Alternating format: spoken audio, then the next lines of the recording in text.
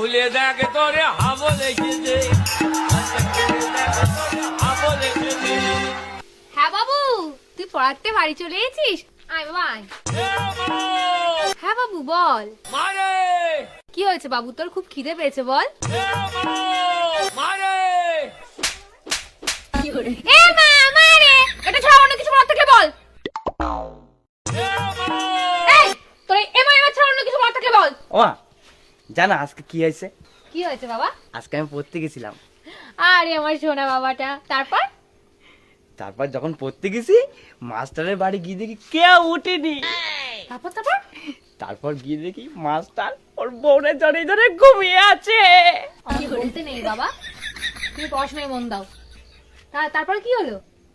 তারপরে মাস্টারের ঘরের সামনে গেলাম, গিয়ে বললাম দরজা খুলে দেখে তোরে হাবল এসেছে।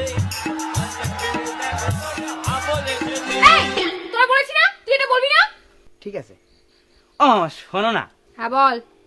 দরজা খুলে দেখে তোরে হাবল এসেছে। আবার রাগ করো না, আমি আর এটা কখনো বলবো না। এমনি আজকে পড়ার থেকে আসার পরে কি হয়েছে তুমি জানো? কি হয়েছে বল বাবা। আজকে পড়ার থেকে আসার পরে আমি লুকিয়ে লুকিয়ে আমাদের বাড়ির পিছনে আসলাম। তারপর তারপর কি হয়েছে বাবা? তারপর বাড়ির সামনে এসে বললাম